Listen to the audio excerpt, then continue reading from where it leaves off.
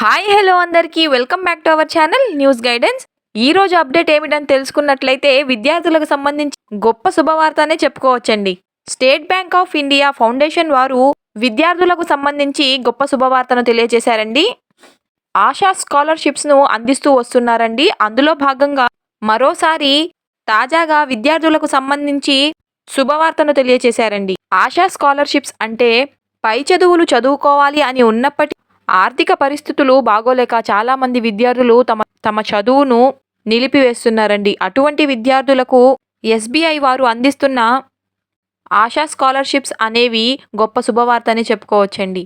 అయితే ఈ ఆశా స్కాలర్షిప్స్ను ఏ ఏ తరగతుల వారికి అందించనున్నారు, ఎంత అందించనున్నారు, ఇక అదేవిధంగా ఎంతమందికి అందించనున్నారు, ఇక ఈ స్కాలర్షిప్స్కు ఏ ఏ డాక్యుమెంట్స్ కావాలి అనే వివరాలను మనం ఈ వీడియో ద్వారా తెలుసుకుందామండి. ఇక మన ఛానల్ను మొదటిసారిగా చూస్తూ ఉన్నట్లయితే ప్లీజ్ లైక్ చేయండి. దాని పక్కనే ఉన్న షేర్ బటన్ను క్లిక్ చేసి మీ బంధువులకు లేదా మిత్రులకు షేర్ చేయండి. ఇక అదేవిధంగా బెల్ ఐకాన్ను క్లిక్ చేసి మన ఛానల్ను ప్లీజ్ సబ్స్క్రైబ్ చేసుకోండి. ఇక ఆలస్యం లేకుండా వివరాల్లో కానీ వచ్చినట్లయితే అయితే ఈ రోజుల్లో ప్రతి విద్యార్థి చదువుకునేందుకు ఆసక్తి చూపుతున్నారండి.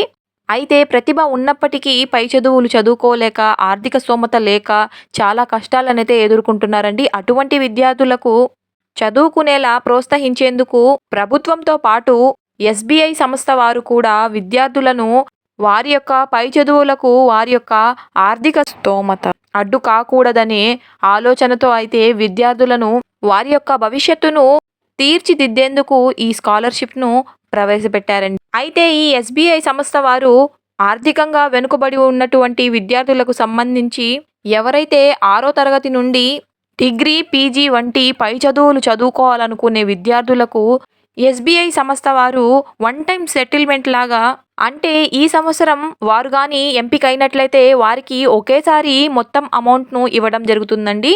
అయితే అందరినీ సెలెక్ట్ చేస్తారా అని తెలుసుకున్నట్లయితే కాదండి, కేవలం 10,000 మంది విద్యార్థులను మాత్రమే ఎంపిక చేసుకోవడం జరుగుతుంది. అది కూడా 6th క్లాస్ నుంచి డిగ్రీ, పీజీ వరకు పై చదువులు చదువుకునే వారి అందరినీ కలిపి 10,000 మందిని అయితే ఎంపిక చేసుకోవడం జరుగుతుందండి.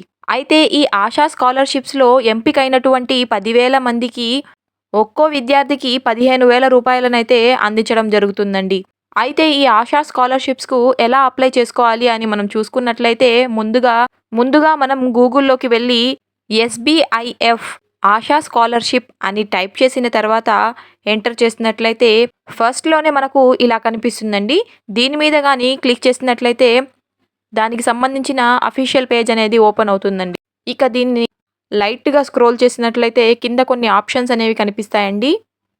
అయితే ఈ స్కాలర్షిప్స్కు సంబంధించి ఎటువంటి ఫీజు అనేది ఉండదండి. అదేవిధంగా ఎటువంటి ఎగ్జామినేషన్ టెస్ట్స్ అనేవి ఉండవండి. ఇక్కడ కానీ మనం మొదటి ఆప్షన్ కానీ చూసుకున్నట్లయితే స్కూల్ స్టూడెంట్స్కి సంబంధించి, అంటే 6th క్లాస్ నుంచి 12th క్లాస్ వరకు చదువుకునే వారికండి. ఇక రెండవది 12వ తరగతి నుంచి డిగ్రీ చదువుకునే వారికండి. అదే మూడవది వచ్చి డిగ్రీ నుంచి పోస్ట్ గ్రాడ్యుయేషన్ చదివే వారికండి.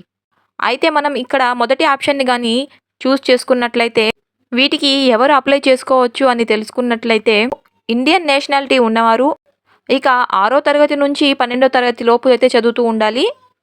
ఇక మనం చదువుకున్నటువంటి ప్రీవియస్ ఇయర్లో 75 మార్క్స్ని అయితే పర్సెంటేజ్ని అయితే కలిగి ఉండాలండి.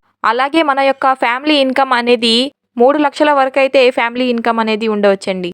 ఇక అదేవిధంగా 50% అయితే ఆడపిల్లలకు అవకాశాన్ని కలిగిస్తారండి. మిగిలిన 50% ఎస్సీ, ఎస్టీ వారికి ప్రిఫర్ చేస్తారండి.